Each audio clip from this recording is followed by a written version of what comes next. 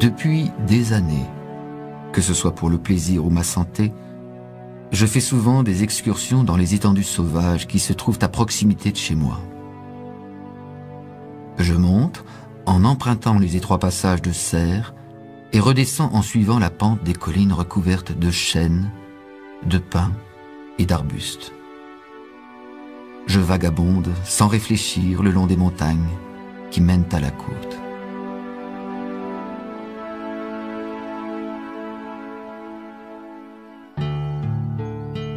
Au cours d'une de ces excursions, il y a quelques années, alors que le reste de la famille s'était absenté pour une longue fin de semaine, je m'étais levé avant l'aube et avais quitté la maison sans idée préconçue de mon trajet, sauf celle de monter en prenant mon temps et d'explorer des coins inconnus. Ces montagnes, ne dépassant pas les 1000 mètres d'altitude et suffisamment vallonnées pour faire perdre de vue toute civilisation, suscitaient en moi une impression de mystère et d'émerveillement alors que je m'imaginais être à des centaines de kilomètres de toute vie urbaine. À cette époque-là, je tournais en rond. J'étais dans un creux rempli de doutes et ma vie avait pris un rythme routinier, bien réglé. J'allais bientôt découvrir la véracité du dicton suivant: attention à ce que tu souhaites, car chose souhaitée pourrait bien t'arriver. Entendant alors un cours d'eau quelque part plus bas, je continuais mon ascension en le maintenant derrière moi afin, pensais-je, de pouvoir sortir de cette vallée ensevelie sous la brume. En peu de temps, j'arrivais sur un replat abrité par d'antiques chênes et juché juste au-dessus d'une pente abrupte. Tout à fait par accident, j'avais accédé au replat par le seul angle possible, c'est-à-dire par un sentier étroit qui traversait une barrière d'immenses rochers. Alors que je continuais à monter en contournant un de ces gros rochers, la brume se dissipa et laissa apparaître devant moi une minuscule cabane. Je m'en approchai et frappai discrètement à la porte. À ma grande surprise, une voix résonnante répondit chaleureusement de façon inattendue à mes coups sur la porte, un peu comme si j'étais un invité attendu depuis longtemps. Et alors, m'éloignant du sentier battu qu'était ma vie, je poussai la porte et découvris la sage qui était paisiblement assise et souriait en me regardant. La femme, assise dans une position empreinte de grâce féline, bien droite mais détendue, était installée en équilibre parfait sur un coussin de feuilles étalé sur le sol. Cette femme semblait être enveloppée d'un champ lumineux d'énergie que je mettais sur le compte des rayons du soleil. Je me sentis soudainement étrangement désorienté. J'eus l'impression de perdre tous mes points de repère, temporels et spatiaux. Il y a longtemps que je n'ai pas reçu de visiteurs. Je suis très contente que tu sois venu, car j'ai beaucoup à partager. Et j'ai besoin de ton aide pour mener à bien une mission de grande importance. Un peu mystifié, mais intrigué, je répondis seulement « Cela me semble intéressant. » Intéressant? Cela le sera certainement pour toi. Mais tout d'abord, tu as besoin de t'entraîner un peu, de te préparer. De me préparer. Si ça doit prendre plus que quelques heures, je ne pense pas avoir le temps. Tu as à la fois plus et moins de temps que tu ne l'imagines. D'un geste, elle m'invita à m'asseoir. Mets-toi à l'aise, pèlerin. Je sais pourquoi tu es venu, et je sais aussi que ton voyage a été long jusqu'ici. Cette femme n'était certainement qu'une personne vivant en solitaire, et j'inventais toute une histoire là où il n'y en avait pas. Qui êtes-vous? Un reflet dans un étang paisible? Un rayon de lune dans la nuit obscure, aussi fraîche que la rosée du matin et aussi vieille que la terre. Tout est en moi et je suis dans tout. Au-delà de ça, cher pèlerin, je ne pourrais t'en dire plus car ma vie est aussi mystérieuse que la tienne. La seule différence entre nous, c'est que je vis dans un monde de spiritualité auquel tu commences à peine à t'éveiller. Comment vous appelez-vous? Je m'appelle très rarement. Bon, alors, d'où venez-vous? Je m'aventure à sortir du passé et du futur. Je vis dans l'éternel présent. toi et moi, nous nous sommes perdus et retrouvés à maintes et maintes reprises. J'ai travaillé avec toi dans une vieille station-service et j'ai traversé en ta compagnie la forêt tropicale hawaïenne. J'ai navigué sur les mers et gagné et perdu des fortunes, connu la santé et la maladie, le plaisir et la souffrance. Et j'ai découvert des trésors qui t'éblouiraient, des soirées luminescentes, des opales grosses comme le poing et des pierres précieuses multicolores rutilant de tout leur feu. Mais ce que je voudrais partager avec toi est le plus grand de tous les trésors. C'est un trésor qui grandit lorsqu'on le partage et qui ne perd jamais son éclat. La magie existe dans ce monde, cher pèlerin. Mon intention est de te faire connaître les secrets de l'alchimie. Comme de transformer le vulgaire métal en or? Jouer avec les minéraux n'est rien d'autre qu'un truc de chimiste. L'alchimie dont je te parle ici peut transmuer les éléments les plus vils de ta vie, comme les peurs, la confusion, les préoccupations et les difficultés, en un or inestimable, celui de la liberté et de la clarté, celui de la sérénité et de la joie. Les secrets que je veux te faire connaître sont les lois de l'esprit. Vous parlez d'esprit. Croyez-vous en Dieu? Êtes-vous adepte d'une religion? Il n'est pas nécessaire de croire au soleil pour se délecter de la chaude lumière de ses rayons matinaux. C'est tout simplement une évidence. Telle est mon expérience de Dieu. Pour ce qui est de ma religion, j'ai déjà eu ma place dans les temples illuminés des Israélites et sous les flèches glorieuses des mosquées de l'islam. Je me suis agenouillé dans des cathédrales grandioses et j'ai baigné dans la lumière de la chrétienté. J'ai connu les tentes de purification amérindienne et tendu le calumet à mes pères. J'ai vécu comme une chamane dans les plaines d'Afrique, médité dans des temples bouddhistes et respiré le doux parfum de l'encens sur les berges du Gange. Et partout, j'ai trouvé le même esprit dans toutes ces religions différentes. J'ai trouvé une volonté divine qui transcende temps, croyance et culture, et qui dévoile le trésor de Dieu que sont les lois universelles. Pouvez-vous m'en dire plus au sujet de ces lois? Les lois de l'esprit nous renvoient à l'ordre et à l'intelligence innée de l'univers. Elles transcendent tous les concepts, coutumes et croyances. Elles constituent le fondement de toute moralité humaine. Aussi constantes que le mouvement des planètes, elles affectent non seulement la mécanique de la nature, mais aussi chaque aspect de l'existence elle-même. Elles sont là pour nous guider à travers les hauts et les bas de notre vie, comme les étoiles et les compas guidaient les marins d'autrefois dans leurs itinéraires maritimes. Certaines de ces lois ont plus particulièrement rapport aux aspects pratiques de la vie humaine. Les livres et les enseignements religieux font état de ces grandes vérités, qui sont des principes simples mais puissants, permettant de trouver la paix intérieure dans un monde difficile. Ceux qui observent ces lois s'épanouissent et voient leur vie comblée. Ceux qui les ignorent ou y résistent expérimentent en conséquence des événements qui font figure d'apprentissage sur le sentier qui mène à leur éveil, afin qu'ils puissent un jour trouver la paix grâce à une compréhension supérieure des choses de la vie. Où avez-vous appris ces lois? Suis-moi, pèlerin, que les montagnes soient ta salle de classe. Je décidai de me rappeler toutes les lois qu'elle pourrait bien m'enseigner, ces trésors dont elle parlait, afin d'en faire part à mes enfants et peut-être à ceux qui pourraient s'y intéresser.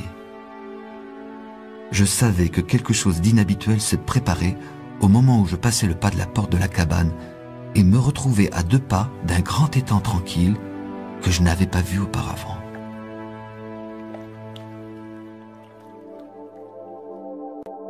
La loi de l'équilibre. Tout comme la gravité permet aux diverses parties de l'univers de rester unies, l'équilibre est la clé qui donne accès à tous ses secrets. L'équilibre s'applique à tous les niveaux de notre être, notre corps, notre intellect et nos émotions. Il nous rappelle que quoi que nous entreprenions, nous pouvons en faire trop ou trop peu. Et que si le mouvement de pendule dans notre vie et nos habitudes oscille trop d'un côté, il oscillera inévitablement de l'autre à un moment donné.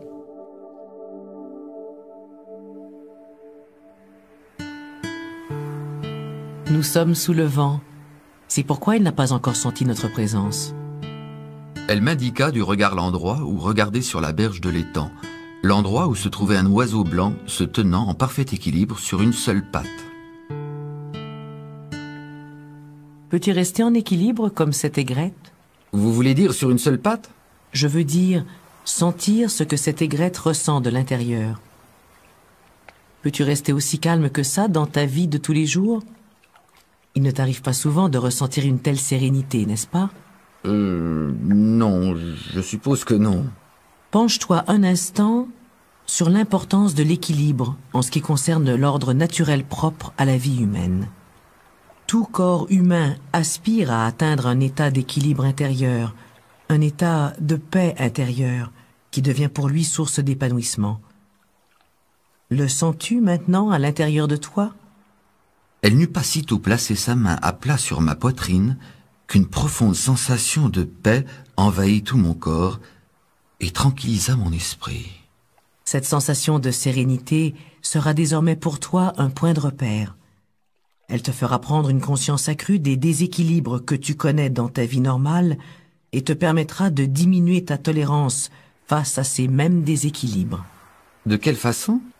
Eh bien, tu sais à quel point il ne sert pas à grand-chose de conseiller aux gens tendus de relaxer si eux-mêmes ne savent pas d'expérience ce qu'être détendu veut dire.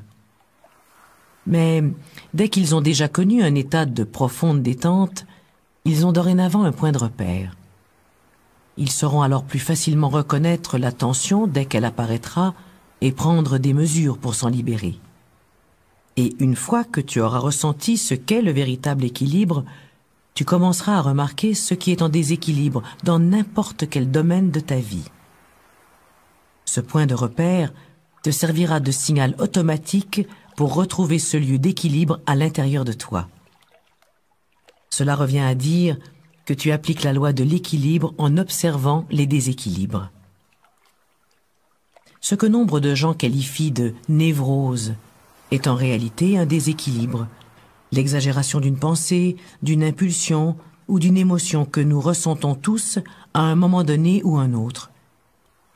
C'est pour cette raison que changer pour un état de véritable équilibre peut au premier abord sembler étrange. Avec tout ce qui se passe dans le monde actuellement, il me semble que lorsqu'on dépense toute cette énergie à regarder à l'intérieur pour trouver l'équilibre et la sérénité, on devient un peu trop centré sur soi. Beaucoup de gens confondent être centré sur soi et être égoïste. Mais une fois que tu auras trouvé ton propre équilibre, tu auras également trouvé la paix et le pouvoir intérieur qui te permettront de vraiment changer les choses dans ce monde. Les extrêmes de toutes sortes, comme prendre une attitude rigide face à une question quelconque, peuvent te faire sortir de ce lieu d'équilibre qui accorde spontanément une importance égale à tous les aspects possibles de cette question. À l'instar de toutes les autres lois dont j'ai l'intention de te faire part, la loi de l'équilibre n'est pas juste une théorie, mais plutôt une façon de vivre comportant des applications très pratiques. Tu vois le tronc de cet arbre? Voyons un peu si tu es capable de l'atteindre avec ce caillou. Je pris une bonne respiration, visai et lançai. Je ratai le tronc d'environ 50 cm par la gauche. Elle me tendit un autre caillou, je tirai à nouveau et ratai encore par la gauche, tout en m'étant rapproché de la cible cependant. Il est important que tu touches le tronc de cet arbre avec une de ces pierres. Applique la loi de l'équilibre. Comment? Je viens de t'expliquer que lorsque tu es en déséquilibre, tu as la sensation que c'est un état normal. C'est pour cette raison que tu as toujours tendance à pencher du côté qui te semble normal et habituel. Le seul problème, je ne veux rater cet arbre ni par la gauche, ni par la droite. Je veux le toucher.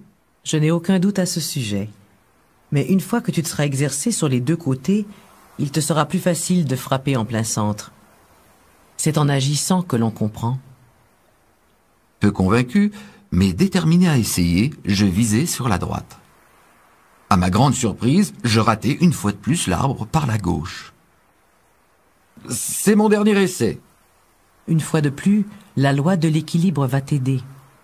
Elle me conduisit vers l'arbre jusqu'à en être à 1,50 m seulement. Personne n'a jamais dit qu'il fallait se rendre la vie si difficile que ça. Si tu te rends compte que tu es trop loin, va trop près. Je me mis à rire et frappai ma cible en plein centre. Alors que nous continuions à marcher le long du sentier qui suivait le bord de l'étang, elle me parla d'un autre aspect de cette loi. L'équilibre commence avec la respiration. Prendre et laisser aller sont les rythmes premiers de la vie. En inspirant, tu trouves l'inspiration et en expirant, tu trouves le relâchement. Inspiration et expiration, une forme de naissance et de mort à chaque respiration. Quand tu expires, tu donnes. Quand tu inspires, tu reçois. Si tu reçois plus que tu ne donnes, tu ressens ce déséquilibre sous la forme du besoin de toujours vouloir rendre aux autres ce qu'ils t'ont donné. Si tu donnes plus que tu ne reçois, tu te sens vidé et, tôt ou tard, tu n'auras plus rien à donner. La loi des choix. Le libre arbitre est une grande responsabilité qui représente à la fois un fardeau et un bienfait. Le choix est entre nos mains. Et notre futur dépend en grande partie des choix que nous faisons dans le présent. Même si nous n'avons pas toujours le contrôle sur les circonstances de notre vie, nous avons la capacité de choisir nos réactions face aux événements qui se présentent. En nous réappropriant le pouvoir de choisir, nous trouvons le courage de vivre totalement dans ce monde.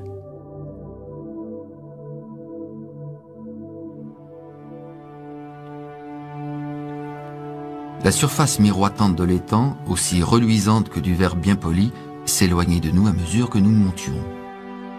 C'est toi qui mènes la marche pendant quelques instants. Mais je ne sais pas où nous allons. Cette croyance me semble intéressante, mais je pense, pèlerin, que tu as toujours su où tu allais, même si tu n'en étais pas conscient. Alors, quel sentier choisis-tu? Quelle différence cela fait-il que je choisisse l'un plutôt que l'autre? En fin de compte, aucune. Choisis un sentier et ensuite nous parlerons. Mais je ne sais pas où nous allons. Eh bien, vas-tu finir par choisir? Mais j'ai déjà choisi. J'ai pris le sentier du milieu. Nous n'avons que peu de temps à passer ensemble, pèlerin. Je te suggère de choisir un sentier afin que nous puissions continuer notre chemin. Mais Soudain, je compris et je me mis à marcher sur le sentier du milieu. C'est exactement comme ça qu'il faut faire. La loi des choix nous apprend que les décisions ne se prennent pas en parlant, mais en passant à l'action. Tout comme le vautour qui plane et la minuscule araignée à l'affût dans sa toile, la plupart des créatures terrestres ne disposent que d'une gamme limitée de choix. Elles agissent selon leur instinct et selon l'appel de leur nature. Mais toi, tu as le libre arbitre, tu as le pouvoir de choisir.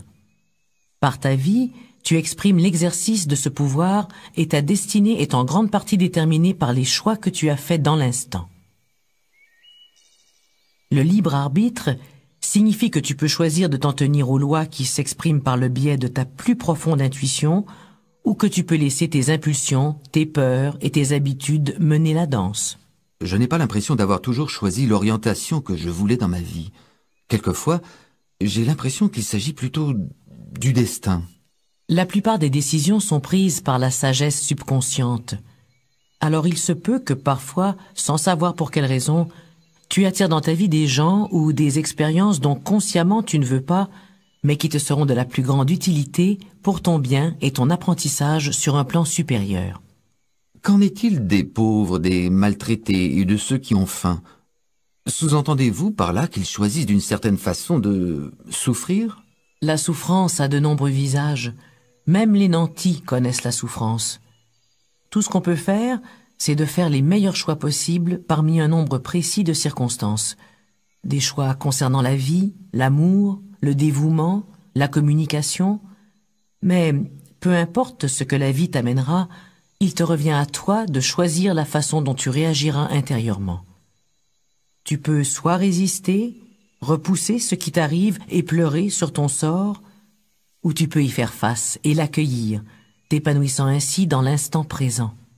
Qu'en est-il de ceux qui choisissent l'absence de bien-être ou les épreuves parce qu'ils ont le souci des autres?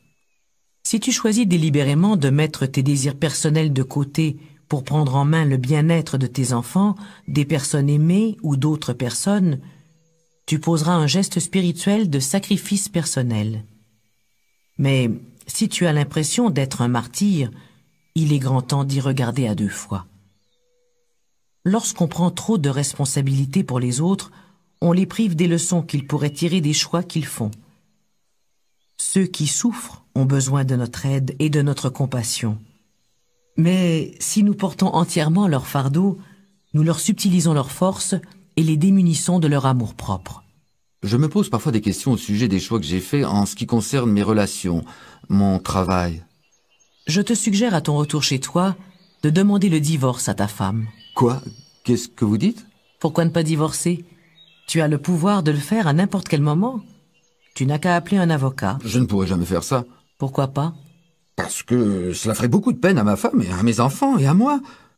Notre situation financière deviendrait chaotique. Et par ailleurs, j'ai fait une promesse lorsque nous nous sommes mariés. J'ai pris un engagement pour longtemps. Et quel genre d'exemple cela serait-il pour mes enfants? Tu es pris au piège alors. Je ne suis pas pris au piège. Cela semble tout comme à la façon dont tu décris la situation. Tu as énuméré un certain nombre de raisons, toutes aussi valables les unes que les autres, je n'en doute pas, pour lesquelles tu ne peux pas divorcer. Mais c'est seulement lorsque tu te réapproprieras le pouvoir de mettre fin à cette relation que tu pourras totalement t'y engager. Seulement, à ce moment-là, te sera-t-il possible de choisir, avec toute la passion qui t'habite, de rester marié au lieu d'avoir à rester marié pour telle ou telle raison? Comprends-tu? Oui, je pense que je comprends. Et je ne parle pas jusqu'ici de tes relations intimes, mais aussi de ton travail, de tes amis, de l'endroit où tu vis et de ta vie. Certaines personnes qui ont oublié qu'elles avaient le pouvoir de choisir se sentent prises au piège par une relation. D'autres se sentent prises au piège par la vie ou par les circonstances. Si tu ne réalises pas que tu as le pouvoir de dire non, tu ne pourras jamais véritablement dire oui, que ce soit à tes relations intimes, à ton travail, à ta vie ou à quoi que ce soit d'autre. Le sentier que j'avais choisi nous conduisit dans les profondeurs de la forêt, sous une dense voûte de feuillage parfumé. Réaliser le pouvoir que tu as de choisir ta voie et d'en changer quand tu le veux, sans te préoccuper des pressions ou des idéaux provenant de l'extérieur, c'est un peu comme refaire surface après avoir été submergé pendant longtemps. Tu seras peut-être tenté de modifier ta situation maritale, ta carrière ou tout autre domaine de ta vie dans lequel tu éprouves des difficultés ou des frustrations. Mais le choix le plus noble consiste le plus souvent à accepter en toute responsabilité la situation présente et à la vivre totalement et intentionnellement avec plus de présence et de passion que jamais. Plus tu feras honneur à la loi des choix, plus tes intentions de vie seront claires. Tu créeras ta vie, et au lieu de te demander si tu es sur le bon chemin, avec la bonne personne, ou si tu fais le travail qui te convient, tu vivras chaque jour par choix et le plus totalement possible. La loi de la méthode. La méthode transforme n'importe quel chemin de vie en une série de petites étapes qui, atteintes l'une après l'autre, conduisent vers n'importe quel but. La méthode transcende le temps, enseigne la patience et repose sur les bases solides d'une préparation minutieuse. Elle est l'expression de la confiance dans l'épanouissement de notre potentiel. Le sentier était si escarpé que j'avais l'impression que nous gravissions les marches très raides d'un escalier faisant face à la pente. As-tu remarqué combien ce sentier ressemble au sentier de la vie? Combien chacun des pas que nous faisons ressemble aux étapes que nous franchissons pour atteindre un but? Si l'on centre son attention uniquement sur la destination, on aura toujours l'impression de ne jamais s'en rapprocher. C'est ce qui pousse nombre de gens à abandonner leur but, surtout quand des obstacles surgissent ou que le sentier devient plus escarpé. La loi de la méthode est la façon qu'a la nature de s'assurer que nous pouvons réaliser presque n'importe quel but, aussi noble soit-il, en fragmentant le trajet qui nous y mène en multiples étapes plus modestes, mais plus certaines. Cela me semble assez évident. Tout à fait évident. C'est pour cette raison que tant de gens passent complètement à côté. Nous arrivâmes à un torrent dont les eaux avaient été gonflées par les pluies printanières. La femme traversa en premier, en marchant avec légèreté sur une suite zigzagante de pierres. Je la suivis, sautant d'une pierre à l'autre. En voyant deux pierres approcher, je décidai rapidement de sauter sur la plus éloignée. Mon pas fut un peu trop court, mon pied glissa sur de la mousse et je me retrouvai à l'eau. Avec un grand sourire aux lèvres qu'elle n'essaya d'aucunement de cacher, elle vint à mon secours pour me tirer de l'eau en me tendant la main. Ainsi, vois-tu, dans tout processus, comme dans celui qui te fait traverser un torrent, tu te retrouveras tôt ou tard à l'eau si tu essaies de sauter des étapes. Peu de temps après, alors que mes vêtements étaient presque secs, nous arrivâmes à un marais boueux. Je regardai à droite et à gauche pour voir s'il était possible de le contourner, mais les parois de ce petit canyon étaient abruptes des deux côtés. La nature n'est-elle pas la meilleure des écoles? Les leçons qu'elle a à nous apprendre tombent juste au bon moment. C'est-à-dire? Ouvre tes yeux. Je vais te mettre les points sur les i. Sur le sentier qui s'étire entre toi et tes buts, trouves-tu en général un beau tapis rouge? Non. La plupart du temps, j'y trouve un marécage. Eh oui. Tout but digne d'être poursuivi comporte une part d'effort, de risque et de sacrifice. Tu dois transgresser peur et doute pour aller de l'avant. Tu dois faire appel à tes propres ressources et te dépasser. Ce qui te sort des sentiers boueux de la vie, c'est la vision qui t'a poussé à entreprendre la quête. Alors, la première chose à faire dans tout processus est de te donner une direction, de choisir un but qui t'attire. J'ai parfois beaucoup de difficultés à décider quel but poursuivre. Ne jongle pas avec les idées et ne te pose pas trop de questions. Ne doute pas de la direction que tu veux prendre et n'attends pas que les autres te disent ce que tu devrais faire ou ne pas faire. Va vers ce qui t'attire, te fait vibrer ou t'inspire. Va vers ce qui touche ton cœur. N'oublie pas, pèlerin, que les trop grands rêves, rattachés à un lointain futur, sont un fardeau lourd à porter.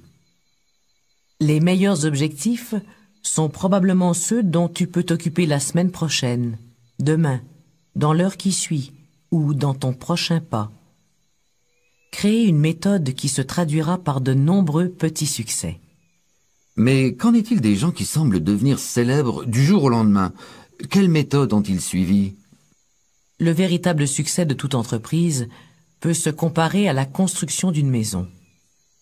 On commence tout d'abord par de solides fondations et ensuite on poursuit patiemment les travaux jusqu'à ce que la maison soit achevée.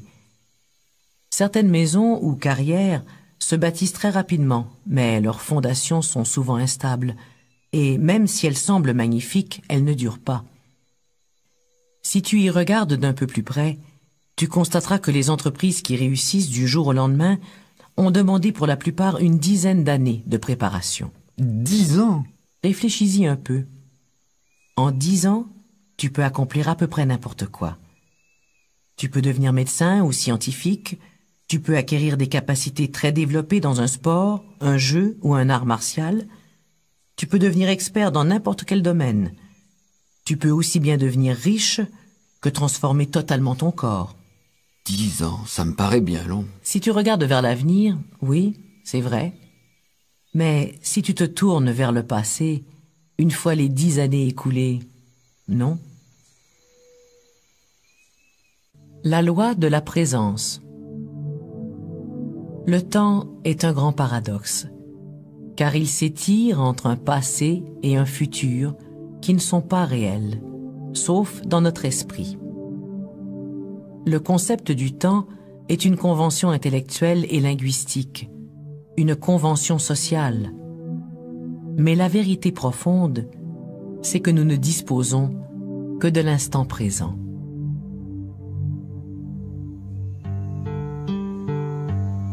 Notre descente fut plus rapide que notre ascension, mais j'étais tellement perdu dans mes pensées que je le remarquais à peine.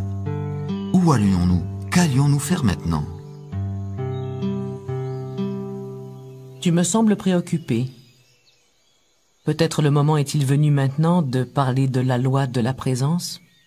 Elle me montra du doigt les collines sous-jacentes et me demanda: Vois-tu combien les rayons du soleil illuminent ce champ de jonquilles et combien il les fait ressortir sur ce fond d'herbe vert émeraude?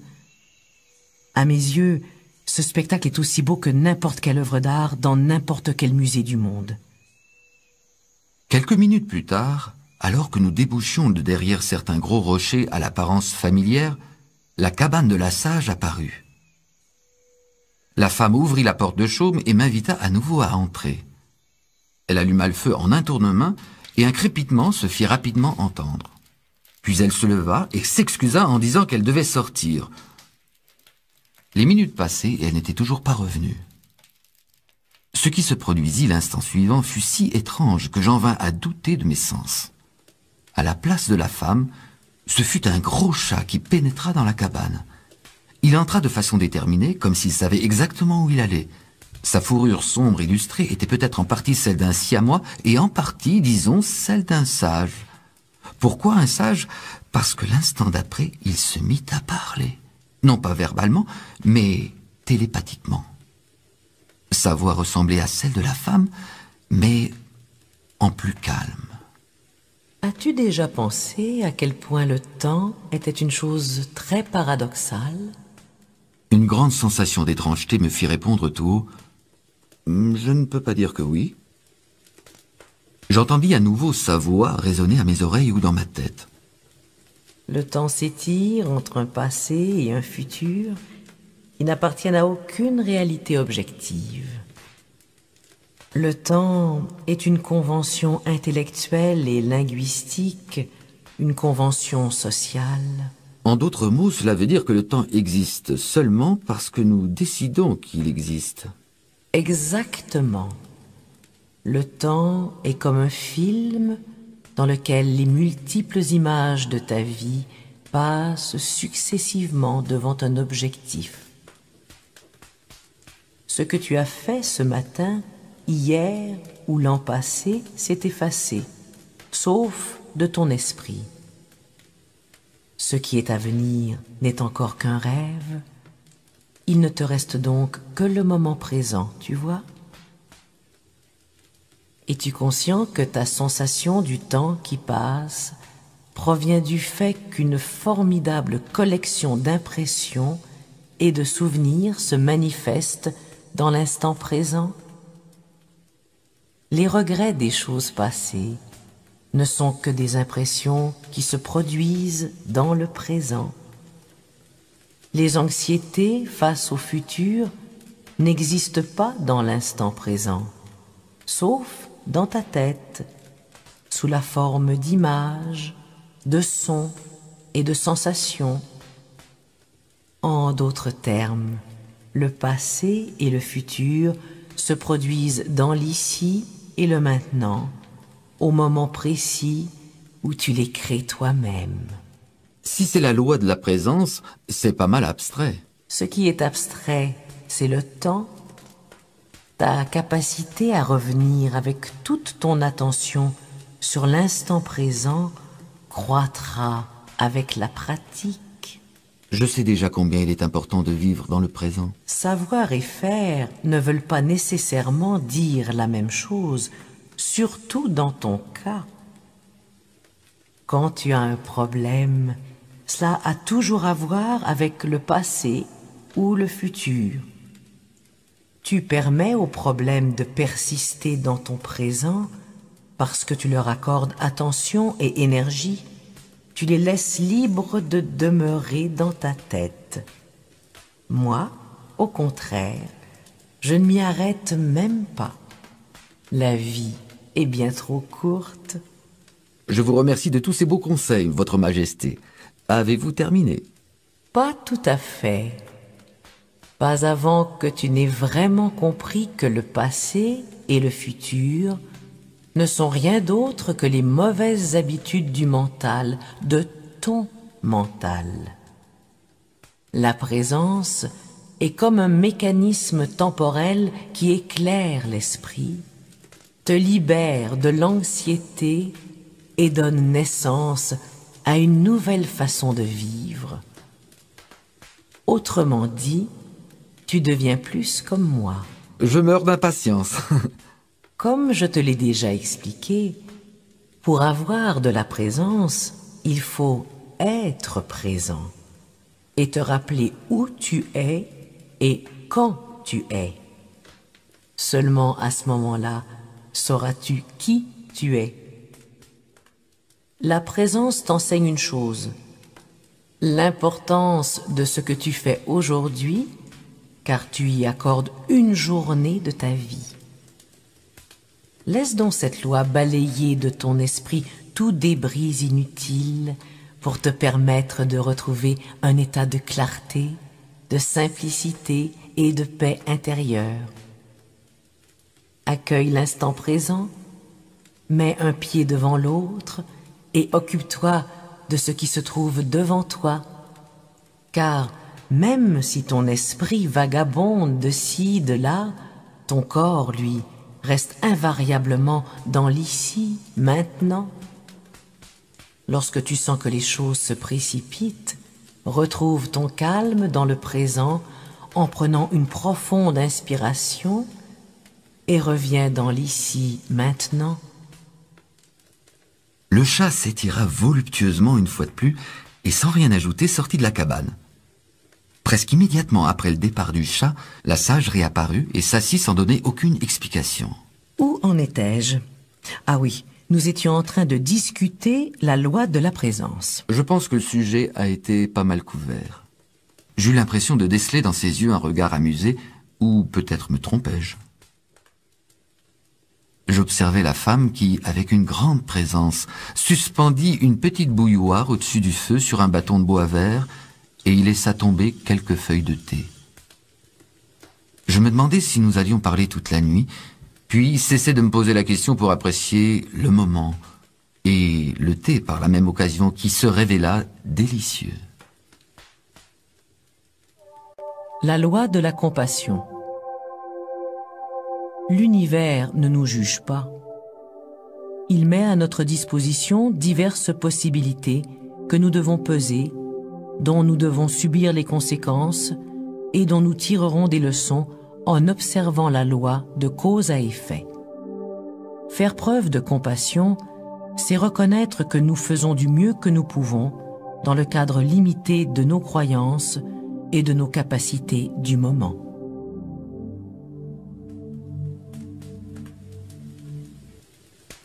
Nous passâmes un grand moment en silence à fixer les chardons ardents. Puis elle m'invita à sortir pour apprendre la loi de la compassion. Je regardais autour de moi, émerveillé. Devant nous s'étendait un terrain plat, couvert de suffisamment d'arbres pour nous protéger d'une fine bruine qui venait éliminer la poussière diurne et amener un agréable parfum de terre où se distinguait l'odeur de l'écorce et des feuilles mêlée à celle du sol et des herbes. Tout a l'air si vivant. Et tout l'est, effectivement. Comme tu as pu apprendre la loi de l'équilibre auprès d'une aigrette, celle de la présence auprès d'un chat, tu peux maintenant apprendre la loi de la compassion auprès de la terre, dont nous foulons l'écorce, dont nous coupons et brûlons les arbres, dont nous exploitons les ressources vivantes en poursuivant nos petites affaires sans jamais penser à lui demander la permission ni à la remercier. Alors je te demande ceci. Si la terre peut te pardonner tes erreurs, ne peux-tu pas te pardonner à toi-même et faire preuve à l'égard des autres de la même compassion? Je m'allongeai pour regarder le ciel étoilé. Je ne pense pas que la compassion soit mon fort. Tu n'en fais pas beaucoup preuve à ton égard, n'est-ce pas? Non, je ne pense pas. C'est donc par là qu'il faut commencer. Plus tu feras preuve d'aimable bienveillance à ton égard, plus tu seras capable d'en faire autant avec les autres. Le temps est venu pour toi, pèlerin, de te voir et de voir les autres sous un angle nouveau, sans les jugements ni les attentes qui créent un mur entre toi et le monde. Le temps est venu de réaliser que chacun de nous, ami comme ennemi, fait de son mieux dans le cadre limité de ses croyances et de ses capacités. J'essaie de ne pas juger les autres. Mais que faire avec les gens violents ou cruels? La loi de la compassion n'est ni arbitraire ni conditionnelle.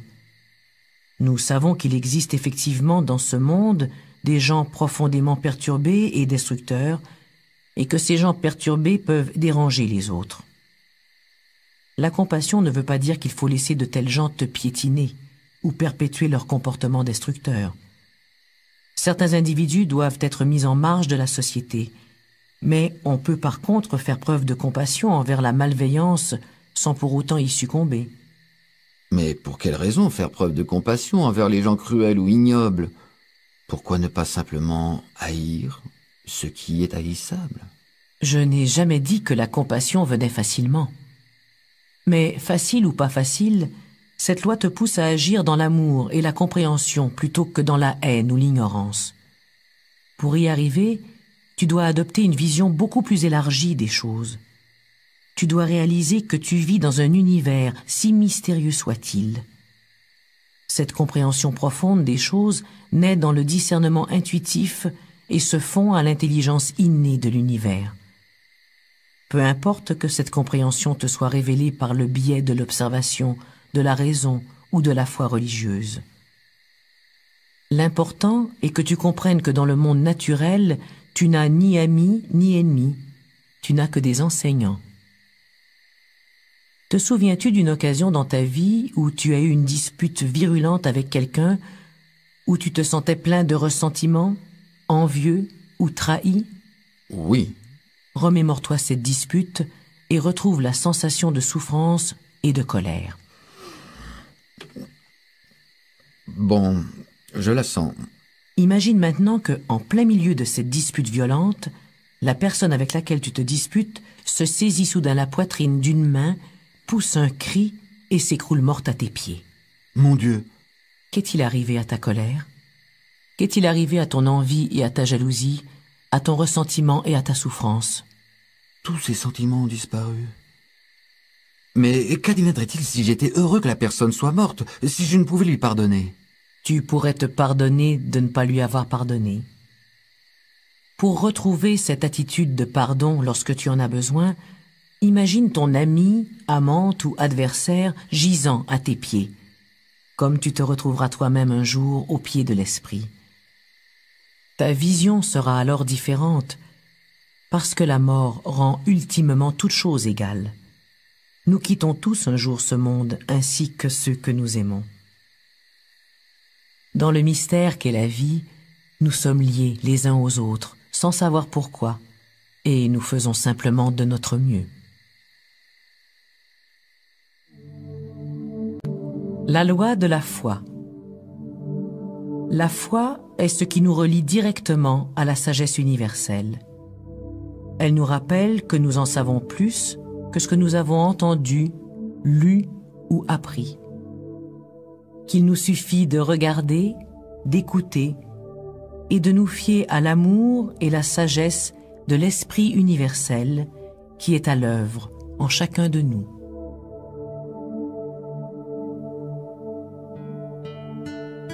Lorsque je me réveillai, la femme n'était plus là, et je ne savais vraiment pas si elle allait revenir ou pas.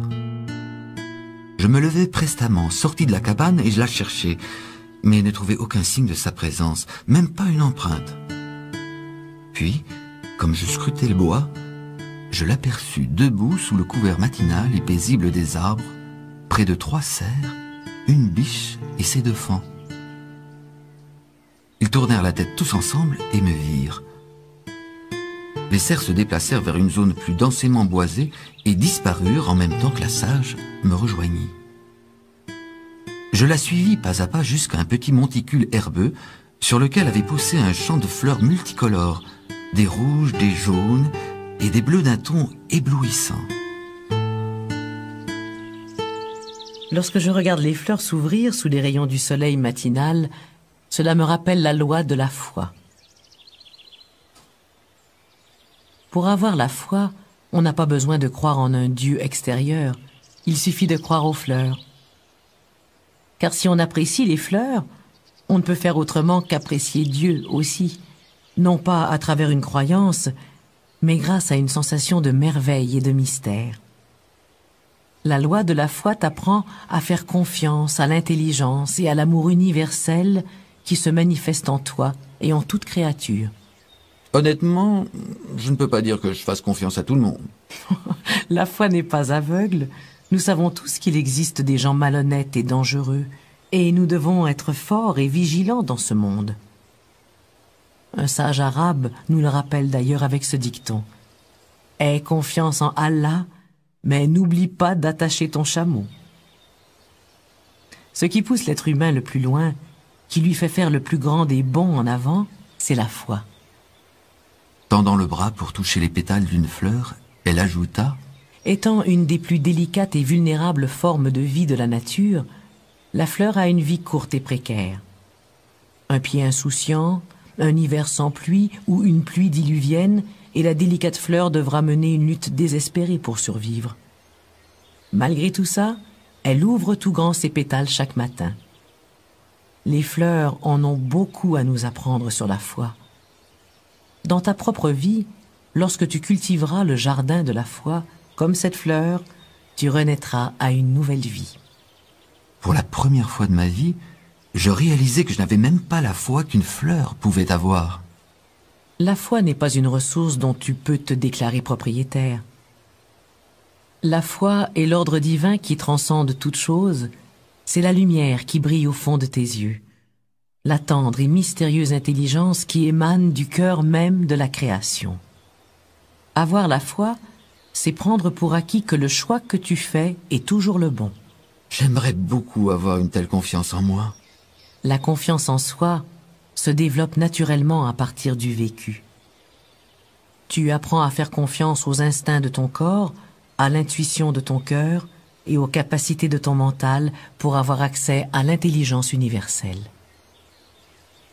Cher pèlerin, avoir la foi, c'est également vivre dans l'incertitude, avancer à tâtons pour trouver ton chemin de vie, laisser ton cœur te guider, comme une lanterne éclairerait ton chemin dans l'obscurité. Il n'y a aucune sécurité absolue, sauf dans la foi absolue. Ainsi, malgré la confusion et l'insécurité, quand tu peux apprendre à vivre en fonction de la foi, comme les fleurs, et à accepter que l'esprit est à l'œuvre selon une volonté supérieure qui est hors de portée de ton mental, tu vois l'esprit se manifester en tout lieu, en toute chose et en toute personne.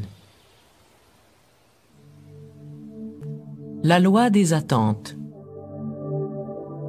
L'énergie suit la pensée. Nous nous dirigeons vers ce que nous imaginons et non pas au-delà.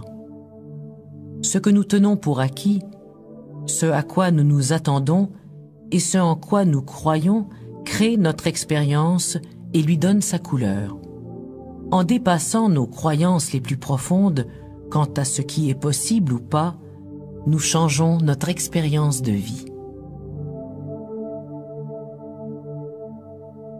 Nous continuâmes notre chemin en silence, le long des sinueux passages de serre, jusqu'à ce que nous eussions rejoint un plateau sur lequel la sage s'arrêta brusquement. « J'ai un nouveau défi à te proposer. »« Un autre arbre ?»« Oui, mais cette fois-ci, tu as seulement une pierre, seulement un coup pour frapper dans le mille. »« Et si je le manque ?»« J'ai d'autres trésors à te révéler. Mais si tu rates l'arbre, nous devrons nous quitter. »« Vous dites ça sérieusement ?»« Tout ce que je dis, je le dis sérieusement. »« Pourquoi est-ce si important que je frappe cet arbre du premier coup ?»« Pas cet arbre, l'autre, là-bas. » Elle me montrait un gros chêne situé à 30 mètres. « Jamais je ne pourrai toucher cet arbre du premier coup. Pourquoi ne pas me servir de la loi de la méthode? Ne devrais-je pas commencer d'un peu plus près ?» Cette épreuve ne concerne pas la loi de la méthode, mais la loi des attentes. Elle concerne la façon dont tes croyances et tes convictions profondes viennent façonner ton expérience. Alors je dois l'admettre, je ne crois pas pouvoir toucher cet arbre. Moi, je crois que si. Si vous y croyez, vous devriez lancer la pierre. Ignorant mon commentaire, la sage s'assit et m'invita à en faire de même. Je refusai.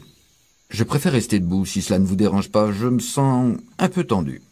Reste dans le présent. Tu auras tout le temps de t'inquiéter plus tard si c'est ce que tu veux. Je m'assis donc près d'elle et l'écoutais. Avant que quoi que ce soit ne se manifeste dans ce monde, cela apparaît tout d'abord sous la forme d'une pensée ou d'une image dans l'esprit de quelqu'un. Tes pensées viennent colorer les fenêtres à travers lesquelles tu vois le monde. Et tes croyances deviennent les briques qui échafaudent ton expérience. Tes croyances influent sur les choix que tu fais, sur l'orientation que tu prends, même sur les amis, les adversaires et la destinée qui se trouvent sur ta route. Tout cela me semble plein de bon sens, et je meurs d'impatience d'apprendre de quelle façon ceci va m'aider à frapper cet arbre en plein dans le mille à mon premier essai. Et ton unique essai. Maintenant, centre toute ton attention sur l'arbre. Apprête-toi à lancer la pierre et dis tout haut « Je peux réussir sans problème à frapper cet arbre ». Me sentant complètement ridicule, je dis « Ok, je peux réussir sans problème à frapper cet arbre ». Je n'y croyais bien entendu pas une minute. C'est facile de frapper l'arbre. Ce qu'il est moins, c'est de surmonter les croyances négatives qui t'en empêchent. Elle ramassa une pierre. Je restai bouche bée. Son tir frappa l'arbre en plein centre en produisant un bruit sec. Je voulais juste attirer ton attention. Il ne te suffit pas de répéter « je vais y arriver », alors que simultanément des doutes profonds te démunissent de ton esprit et te ravissent concentration et force. Je veux maintenant que tu exposes ces convictions négatives au grand jour. Je veux que tu les exposes à ta conscience, ce qui te permettra de les voir pour ce qu'elles sont. Vas-y, crie-les à tue-tête. Sur ces encouragements, j'exprimais à maintes et maintes reprises tous mes doutes à haute voix. Maintenant, regarde l'arbre à nouveau et crée cette conviction en toi. Je peux réussir sans problème à frapper cet arbre. Je répétais cette affirmation. Je peux réussir sans problème à frapper cet arbre. Et la plus incroyable des choses se produisit. Absolument aucun doute ne m'assaillit. Ce que j'avais dit était vrai. Je le sentais, je le croyais totalement. Cela sonnait vrai et réel. C'est justement à ce moment-là que je pris une inspiration et que je lançai la pierre. À l'instant même où je la lâchais, je sus qu'elle frapperait sa cible. Je venais de comprendre la loi des attentes. Avant de pouvoir réussir, il fallait que j'y croie, que je m'y attende vraiment. La loi des attentes souligne combien il est important d'examiner toutes nos vieilles convictions et suppositions, de remplacer les doutes autodestructeurs par des images fraîches et de créer de nouvelles croyances qui se fondent sur des intentions bien nettes. La loi de l'intégrité. Être intègre, c'est vivre et agir selon la loi spirituelle et selon notre vision la plus élevée, nonobstant les impulsions qui nous poussent à faire le contraire. Du plus profond de notre intégrité, nous reconnaissons, acceptons et exprimons notre véritable réalité intérieure et nous inspirons les autres non pas par des paroles, mais par l'exemple. Après avoir observé le faucon planer en spirale sur un courant d'air ascendant, nous nous mîmes en route vers une vallée encaissée où les arbres étaient décorés de dentelles de mousse couleur émeraude. Elle s'arrêta et fixa le lointain, puis m'indiqua du doigt un sommet qui se trouvait derrière nous. « Tu vois le sommet de cette colline ?» Ne me dites pas que vous voulez qu'elle serve de cible à une autre pierre. Non, rien de la sorte. Je veux seulement que tu atteignes le sommet et que tu en reviennes en 30 minutes. 30 minutes. Mais même si je courais tout le long pour y aller et en revenir, je doute que... Je veux dire que... Je suppose que je pourrais travailler sur mes croyances. Il te reste 29 minutes. Je fis silence et décollai. La course était difficile et fatigante. Rendu à mi-chemin, les poumons me brûlaient tellement que l'idée me vint de rebrousser chemin avant d'avoir atteint le sommet. Je sentais que je ne pouvais plus continuer, mais il fallait que je continue quand même. Je continuais donc et je heurtais le mur de mes limites que je franchis. Lorsque je revins, je m'affalais presque au pied d'Assage. J'avais 10 minutes de retard. Tout en haletant, Je me demandais ce que pouvait bien signifier cette défaite. Pourquoi n'as-tu pas fait demi-tour avant d'avoir atteint le sommet? Comme ça, tu serais revenu à temps. Qui aurait pu le savoir? Moi Moi, je l'aurais su. Tu as déjà compris. La loi de l'intégrité, c'est vivre selon ta vision la plus élevée malgré les impulsions qui te pousseraient à faire le contraire. C'est la façon dont tu te comportes quand il n'y a personne qui te regarde.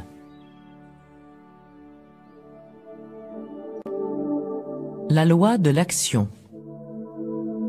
Peu importe ce que nous ressentons ou savons, peu importe nos dons ou talents cachés, seule l'action les amènera à se manifester. Nous sommes nombreux à comprendre intellectuellement des concepts comme l'engagement, le courage et l'amour, mais nous ne les connaissons véritablement que lorsque nous les actualisons. L'action nous amène à la compréhension et transforme la connaissance en sagesse. Nous émergeâmes de la vallée et gravîmes une courte déclivité, assez raide, pour nous retrouver sur une hauteur qui se situait juste au-dessus de la cabane de la sage. Mon estomac grognait. À part une poignée de baies, je n'avais rien mangé depuis 2 jours. C'est exactement à ce moment-là que la sage annonça « Il est temps que nous mangions !» Tout en mangeant, elle me relata un incident qui, je supposais, était survenu dans une vie antérieure. Je n'ai pas toujours bien su faire la distinction entre les idées et l'action. Alors que j'étais une jeune étudiante en Inde, la vie me donna une précieuse leçon. À cette époque, j'étais issue d'une famille privilégiée et je passais la plus grande partie de mon temps à lire. Un jour, pendant un voyage qui m'amena à prendre un traversier vétuste pour franchir une large rivière, je décrivis à l'homme qui ramait la façon dont j'avais accumulé toutes mes connaissances. Le batelier m'écouta attentivement, puis après un certain temps, il me demanda si je savais nager. « Non, je ne sais pas nager, lui dis-je. »« Alors j'ai bien peur que toutes ces connaissances ne te servent à rien, dit le batelier. Notre barque est en train de couler. » Mais que s'est-il passé ensuite? Oh, je me suis noyé. C'est une leçon que je n'oublierai jamais. Ce monde est en fait le royaume de l'énergie et de l'action. Peu importe ce que tu sais ou qui tu es, peu importe tes talents ou le nombre de livres que tu as lus, seule l'action te permet d'actualiser ton potentiel. Les philosophies sont impressionnantes et les idées abondent, mais les paroles, si élégantes soient-elles, ne valent pas grand-chose. Il est facile de parler d'engagement, de courage et d'amour, mais c'est seulement en passant à l'action que l'on comprend, et avec la pratique, que vient la sagesse. Il n'a jamais été facile de passer à l'action dans ce monde, car les forces du doute et de l'inertie sont omniprésentes, même dans notre esprit et dans notre corps. Pour passer d'une idée à l'action, il faut de l'énergie, du sacrifice, du courage et du cœur, car agir, c'est risqué. Il vaut mieux faire pour le mieux que de ne rien faire et se donner une bonne excuse. La loi des cycles. Le monde de la nature évolue selon des rythmes, des schémas et des cycles, comme la succession des saisons, le mouvement des étoiles et le flux et le reflux des marées. Les saisons ne se bousculent pas pour se succéder, et les nuages ne font pas la course avec le vent dans le ciel. Chaque chose arrive à point nommé. Tout croît, décroît et croît encore, comme le mouvement ascendant et descendant des vagues dans le cycle infini du temps.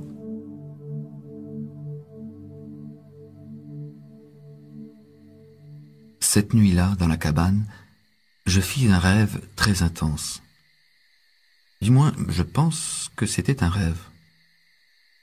Je fus tiré du sommeil par la voix de la sage. « Viens. » Je ne me souviens pas avoir noté le mouvement de ses lèvres. Puis je me retrouvai debout, dans l'encadrement de la porte, à contempler une belle journée d'été. L'herbe californienne avait jauni et l'air était sec et poussiéreux. Ferme tes yeux. Je me souviens avoir ressenti pendant quelques instants un espace d'obscurité totale et de silence intégral. Puis, mes yeux s'ouvrirent pour découvrir une journée nuageuse d'automne. Une bourrasque de vent frais balaya mon visage et me fit fermer les yeux. Quand je les rouvris, je sentis le froid sec de l'hiver. Je sortis et, en posant le pied sur le sol, sentis la terre froide et dure et entendis le tonnerre gronder au loin. En un éclair, l'air retrouva une odeur printanière et j'entendis la voix de la sage. Le monde de la nature exécute sa ronde au rythme des changements. Les saisons qui se succèdent, les bouleversements des cieux et le jour qui cède sa place à la nuit. Chaque chose arrive à point nommé. Tout change et grandit, apparaît et disparaît, croît et décroît. C'est un perpétuel flux et reflux. Tout ce qui croît décroîtra un jour, et tout ce qui décroît croîtra à nouveau. Ceci est la loi des cycles. Puis, le matin arriva. Après m'être aspergé le visage d'eau froide et avoir mangé quelques baies, je fus convié à marcher jusqu'à un endroit spécial situé un peu plus haut dans les collines. Pendant que nous marchions, je lui racontai mon rêve. Les saisons en ont beaucoup à t'apprendre, et ton rêve est le signe que tu es prêt à comprendre. À comprendre quoi? À comprendre que le vent du changement peut souffler sous la forme d'un ouragan furieux qui réduit ta vie en miettes, ou sous celle d'une douce brise qui vient te caresser la joue. Que le changement est l'unique permanence et qu'il advient selon ses propres modalités et au moment propice. Je me suis toujours senti un peu ambigu face au changement. Parfois, lorsque je trouve la vie monotone, je souhaite le changement, mais quand les choses vont vite, je trouve les changements difficiles à supporter. Ce n'est pas le changement lui-même qui est difficile. Il se produit aussi naturellement qu'un lever de soleil.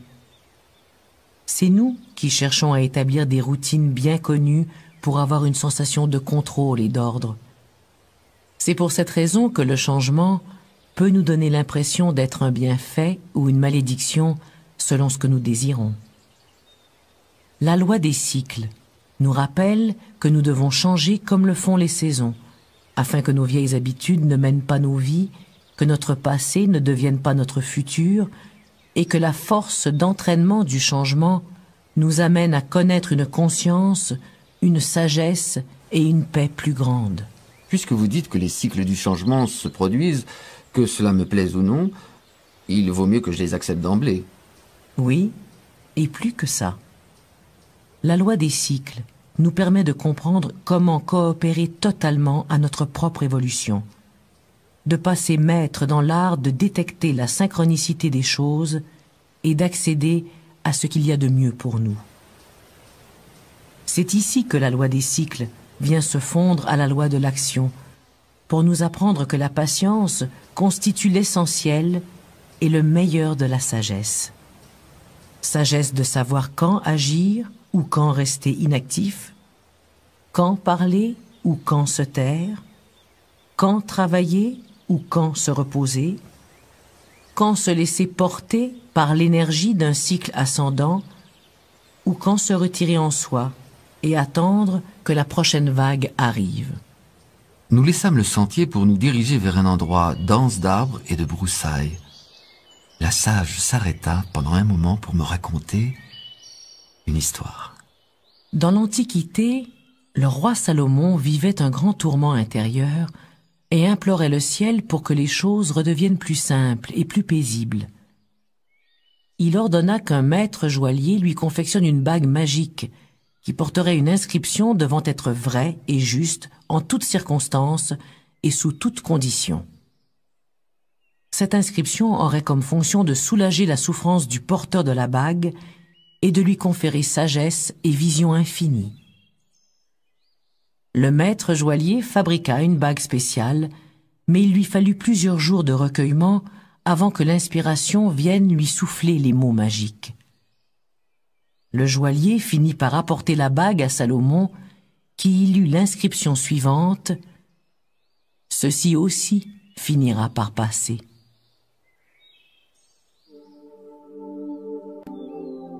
La loi du lâcher-prise. Lâcher prise, c'est accepter cet instant, ce corps et cette vie à bras ouverts. Lâcher prise, c'est ne pas entraver son propre chemin et vivre en accord avec une volonté supérieure qui s'exprime par la sagesse du cœur. Beaucoup plus qu'une acceptation passive, le lâcher-prise utilise le moindre défi comme outil de croissance spirituelle et de développement de la conscience. Le matin céda la place à l'après-midi. Une bourrasque soudaine secoua légèrement les branches au-dessus de nos têtes. Une feuille se détacha, descendit en tourbillonnant et finit par tomber dans le cours d'eau qui coulait à proximité. As-tu remarqué, pèlerin, comment l'eau qui court est douce, mais pourtant puissante? L'eau nous révèle l'attitude la plus intelligente et la plus puissante que l'on puisse adopter dans n'importe quelle circonstance. Laquelle? Le lâcher-prise. Je ne comprends pas. On m'a appris à me battre pour ce en quoi je crois, à ne jamais lâcher prise. Même si la loi du lâcher-prise veut dire que tu acceptes quoi que ce soit qui arrive dans ta vie, cela ne veut pas dire que tu dois tolérer passivement ce que tu n'aimes pas, ni ignorer l'injustice, ni encore souffrir d'être contrôlé ou de devenir une victime. Le véritable lâcher-prise est actif, positif, affirmatif. C'est un engagement créatif qui t'amène à faire bon usage de toute situation dans une attitude d'appréciation, d'abandon. Je ne peux pas dire que j'apprécie la grippe, un pneu à plat, ni tout autre problème du genre. Cette loi ne veut pas dire que tu doives prétendre quoi que ce soit ou que tu nies tes émotions. Cette loi t'amène plutôt à transformer tes émotions. Elle t'apprend à lâcher prise en changeant de perspective. Considère les choses de la façon suivante. Si tu faisais de l'entraînement athlétique, il est fort possible que ton entraîneur te fasse des éloges au sujet de ton rendement un jour et que le lendemain, il exige de toi que tu t'entraînes jusqu'à épuisement. Tu pourrais donc accepter tout cela comme faisant partie de ton entraînement et même en venir à l'apprécier. Il en va de même pour la vie de tous les jours. L'entraîneur, c'est l'esprit, cher pèlerin, et l'entraînement, c'est la vie. Et alors, que se passerait-il si tu pouvais effectivement considérer une crevaison ou la grippe comme des éléments essentiels à ton apprentissage et à ta croissance? Eh bien, je pense que je ferais aussi bien de considérer les choses sous cet angle. Mais je ne me suis jamais vu rendre les armes devant un pneu crevé. Cette loi, dans son sens le plus véritable, t'amène à t'abandonner à l'instant présent, à accepter tout ce qui arrive, y compris tes réactions face à tout ce qui arrive. Cela signifie que non seulement tu acceptes les hauts et les bas de la vie, mais que tu acceptes également qui tu es, que tu acceptes ton corps, tes pensées et tes émotions. Êtes-vous en train de me dire qu'une fois que j'apprends à m'accepter et à m'abandonner face à tout ce qui peut advenir, la vie devient plus facile? La vie continuera bien sûr à te servir des défis et des épreuves, mais à mesure que tu relaxeras dans la vie, même les difficultés auront leur côté agréable, comme c'est le cas quand on joue à un jeu difficile ou qu'on résout un casse-tête. Ouvre-toi simplement à la vie et prends les choses là où tu en es. Avec la pratique, le lâcher-prise s'approfondit et s'amplifie, et tu en viendras à accueillir une journée pluvieuse et grise de la même façon qu'une belle journée ensoleillée. N'oublie pas de relaxer. N'oublie pas que la relaxation est le moyen qu'a le corps de s'abandonner dans l'instant présent, le moyen de laisser aller les idées fixes quant à ce qui devrait arriver. Tu pourras ainsi vivre spontanément et innocemment chaque instant nouveau, sans jugement ni idée préconçue. La loi de l'unité. Nous faisons notre apparition sur Terre comme des êtres distincts, ayant des destinées diverses. Mais, comme les gouttes de pluie qui chacune et toutes font partie de la mer, nous faisons chacun et tous partie de l'océan de la conscience, du corps divin. trouvons amour et paix intérieure dans la plus profonde des grandes vérités, que nous ne formons qu'une seule et même famille. Laissons derrière nous nos bagages de peur, d'envie et de ressentiment. Volons haut dans le ciel sur les ailes de la compréhension pour pénétrer dans le territoire infini de la compassion. Pendant que nous faisions une pause sur un promontoire panoramique, la sage commença à me parler de la dernière loi dont elle allait me faire part avant que nous nous quittions. La loi de l'unité présente un défi particulier aussi bien pour toi que pour moi, car de par sa nature transcendante, elle n'est totalement intelligible que par le biais d'un état supérieur de conscience. La loi de l'unité nous pousse à faire une grande découverte, celle que nous ne sommes pas aussi séparés les uns des autres que nous semblons l'être, que nous ne formons qu'un seul être, une seule conscience. La sagesse supérieure nous apprend que tous, tant que nous sommes, ne formons qu'un. Un changement dans notre perception nous révèle que nous appartenons tous à la même conscience, même si nous nous manifestons sous des formes corporelles distinctes, comme les feuilles d'un arbre font partie de ce seul et même arbre. L'humanité, actuellement, oublie de regarder cette vérité supérieure et au lieu de cela, elle se concentre sur les différences, sur la division. Reconnais-tu, pèlerin, que le langage reflète nos perceptions les plus fondamentales, que la façon dont nous parlons et les termes que nous employons ont un rapport avec la façon dont nous percevons la réalité? Je dirais que oui. Alors, lorsque tu dis « j'entre dans ma maison », tu as l'impression que cette phrase a du sens, n'est-ce pas? Bien sûr. Et celui qui dit « ma maison » est bien sûr distinct de la maison. Juste? Jusqu'ici, je vous suis. Bon. Mais alors, que veux-tu dire lorsque tu dis « je me sens bien dans mon corps aujourd'hui » ? Celui qui dit « mon corps » est-il également distinct de ce corps? Eh bien, je n'y avais jamais pensé avant. Je pense qu'il s'agit seulement d'une façon de parler. Oui, c'est ça. Mais tu as déjà convenu que le langage reflète fondamentalement notre vision de la réalité. Donc, cette phrase indique clairement que celui qui parle n'est pas son corps, mais qu'il est quelque chose qui a un corps. Oui, je suppose que c'est le cas. Est-il possible que notre langage soit le reflet d'une vérité encore plus profonde? Poussons encore plus loin. Si celui qui parle n'est pas son corps, qu'est-il alors? Eh bien, je suppose qu'on pourrait dire qu'il est une âme, un moi supérieur qui a un corps ou vit dans un corps, quelque chose comme ça. Très bien. Mais qu'est-ce que cela veut dire lorsque tu dis « mon âme » ou « mon moi supérieur » ? Qui est ce « je » qui parle ? Je ne sais pas. Serait-il possible que celui qui parle par le corps, celui qui dit « ma maison »,« mon corps »,« mon âme »,« mon moi supérieur » soit pure conscience dans le sens le plus vrai? Je ne sais pas, c'est un paradoxe, Oui, c'est exactement ça. Pense-y bien, cher pèlerin. La conscience qui regarde par le biais d'un milliard d'yeux n'est qu'une. Elle est la conscience unique de l'amour et de la sagesse infinie que nous nommons Dieu. Celle qui regarde la vie se dérouler avec miséricorde et compassion. Celle qui est vie elle-même.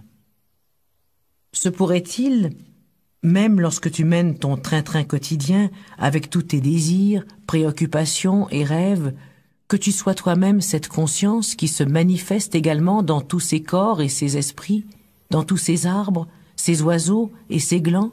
Un instant, s'il vous plaît. J'ai le cerveau qui va exploser. Là est tout le problème, justement. Car ton cerveau ne peut pas comprendre ceci, mais toi, tu peux le sentir ou ne pas le sentir. Les fois où cela se produira, dans de rares moments d'expansion, ton mental connaîtra enfin le repos. Tu te sentiras dans une béatitude totale et tu connaîtras la paix et la joie à l'état pur. avant que cela se produise, tout cela n'est que vaine parole.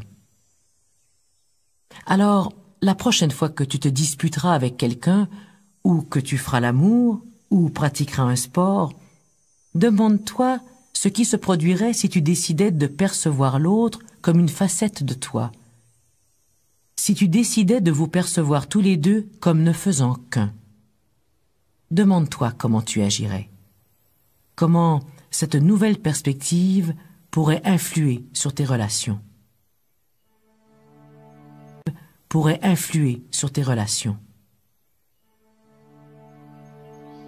Alors que la sage finissait de parler, nous arrivâmes sur un sentier familier. Je sentis monter en moi la sensation que quelque chose était achevé. Cela veut dire que ma formation est terminée. Tu viens de faire d'importants premiers pas, mais le voyage ne finit jamais. Comment puis-je vous remercier? En vivant les lois, c'est suffisant. Je ne vous oublierai jamais. Quand tu te souviendras des lois, tu te souviendras de moi. Cher pèlerin, le temps que nous avons passé ensemble vient d'amorcer un processus d'apprentissage irréversible. Je t'ai livré ces lois non pas pour te contraindre, mais pour te libérer. Tu n'as pas besoin de te souvenir de ces lois. Il te suffit de les vivre et elles transformeront ta vie. Il n'y a rien qui puisse égaler leur pouvoir. Et pourtant, elles sont toutes tributaires de la loi de l'amour, car si tu perds le contact avec la sagesse de ton cœur, rien d'autre n'y fera. Si tu aimes, tu n'as besoin de rien d'autre. Ces lois libéreront l'amour emprisonné en toi pour lui permettre ensuite de se répandre dans la joie par et pour le monde, pour le bien de tous. Voici ce que je souhaite et que je prie qu'il t'arrive tous les jours de ta vie. Puisses-tu trouver la grâce en t'abandonnant à la vie. Puisses-tu également trouver la félicité en arrêtant de la chercher. Puisses-tu aussi en venir à faire confiance à ces lois et hériter de la sagesse de la terre. Puisses-tu rétablir le lien avec l'essence même de la nature et bénéficier des bienfaits de l'esprit. Les défis de la vie quotidienne persisteront et tu auras tendance à oublier ce que je t'ai enseigné. Cependant, une partie profonde de toi se souviendra et à ce moment-là, les problèmes ne pèseront pas plus lourd que des bulles de savon. S'ouvrira devant toi le sentier où autrefois ne poussaient que les mauvaises herbes de la confusion. Ton avenir, ainsi que celui de l'humanité entière, est un sentier qui mène vers la lumière et qui conduit de plus en plus vers la réalisation de l'unité avec le Créateur et la création. Et ce qu'il y a au-delà ne peut se décrire. Même lorsque le ciel est noir d'encre, sache que le soleil jette à jamais ses rayons sur toi, que l'amour t'entoure et que la lumière en toi guide tes pas pour que tu retrouves le chemin qui te ramène chez toi. Fais confiance au déroulement de ta vie et sache avec certitude que, malgré les hauts et les bas que tu connais en chemin, ton âme est toujours sous la protection de l'esprit. Sur ce, la sage reprit le sentier en montant et disparut rapidement. Au moment où je trouvais le chemin pour descendre, le soleil perça à travers la brume légère. Je jetai un dernier coup d'œil derrière moi, en espérant peut-être apercevoir la silhouette d'une femme debout quelque part au-dessus de moi, à la lisière de la forêt. Mais ne voyant que ma propre ombre, projetée sur le sol par le soleil couchant, je me dirigeai une fois de plus vers ma demeure.